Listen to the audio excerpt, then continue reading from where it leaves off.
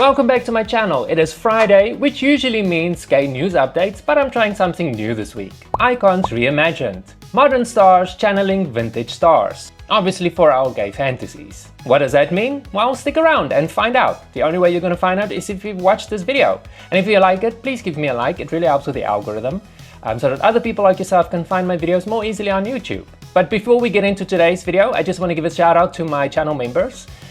Without channel members and you the viewer, my channel won't be able to exist. So thank you very much for letting me do my videos and for coming back to watch them. With that being said, let's head over towards the rainbow and follow the yellow brick road. Follow the yellow brick road.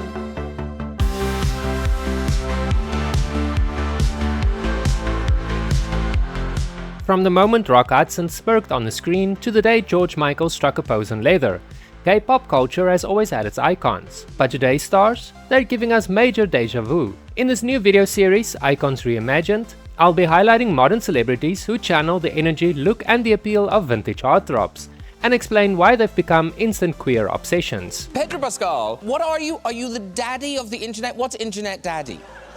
Me? Yeah, you are. Internet daddy. Yeah. I'm still trying to figure it out. Pedro Pascal is definitely the man of the moment. From supporting his trans sister to protecting the dolls and beyond, everyone is in love and obsessed with him.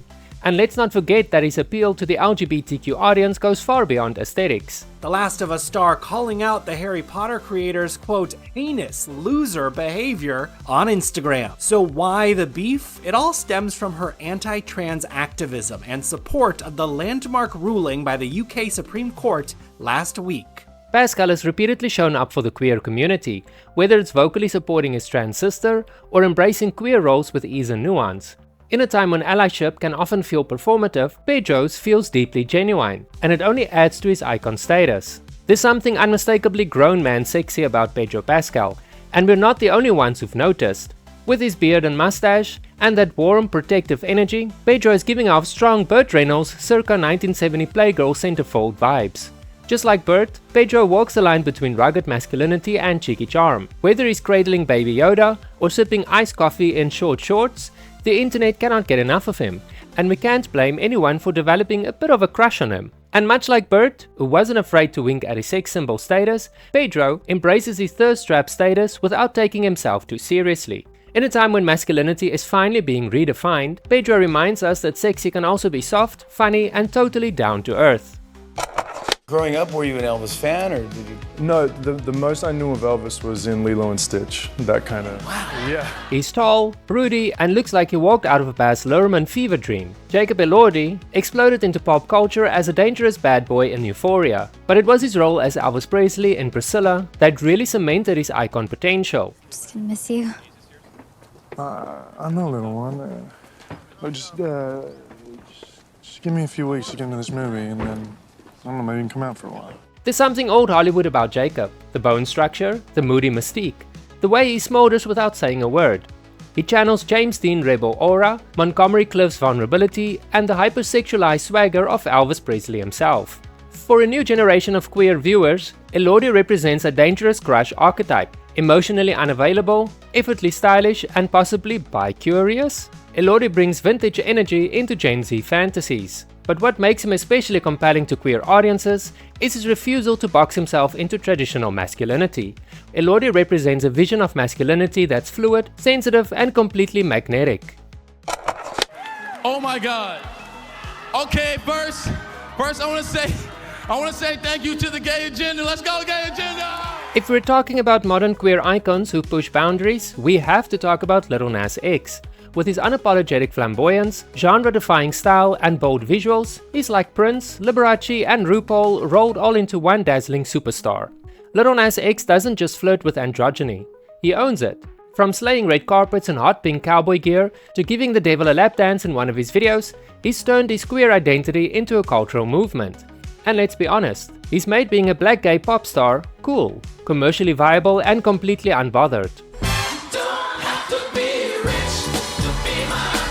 Like Prince before him, Nas blends sex appeal with social commentary. He's playful, provocative, and constantly in on a joke. And that kind of self-aware artistry is total icon behavior. What sets him apart, however, is how he uses spectacle as a form of protest.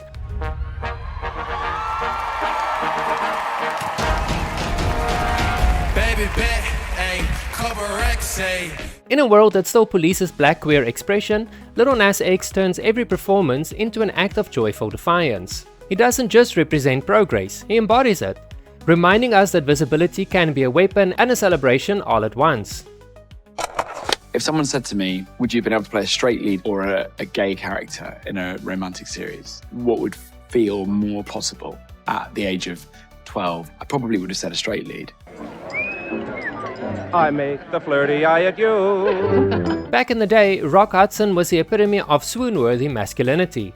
On screen, anyway. Off screen, he was a closeted gay man navigating a world that wasn't ready for him. As a gay man, I felt like I've been hunting and sniffing this out for so long. Enter Jonathan Bailey, who's rewriting that legacy. Bailey has the clean-cut looks of a mid-century matinee idol, but unlike Rock, he's out and proud, and intentionally choosing gay roles that matter, from Bridgerton to Fellow Travelers. He's charming in interviews, unafraid to show vulnerability, and has become a beacon for LGBTQ representation. Jonathan Bailey feels like the what-if scenario for Rock Hudson. What if he could have lived openly, been celebrated, and still be the leading man? Well, now we have our answer. What's remarkable is how Bailey manages to play both the fantasies and the truth. He can smolder in a corset drama one moment, and then deliver gut-wrenching monologues about queer trauma the next. In doing so, he's redefining what it means to be a leading man, not just for gay actors, but for the industry as a whole. I believe feeling confident, feeling cool is about wearing what you love. And that's what it's all about, yeah. If you enjoyed this type of throwback videos, why not check out my short videos that I post during the week? I post short videos Tuesday to Thursdays about vintage hunks that you might have forgotten about. Hunks from the 70s, the 80s and 90s and so forth. Thank you very much for watching this video. You can also check out my smaller channels if you haven't yet. Maybe there's something that you might find interesting. Thanks again, and I'll see you in the next video, which will be tomorrow, so please remember to tune in. I'll see you tomorrow. Well, you'll see me. I won't be able to see you. Anyway, I'll see you tomorrow. But I'll learn to love myself. Into my dark heart I shall delve. A dark heart that needs some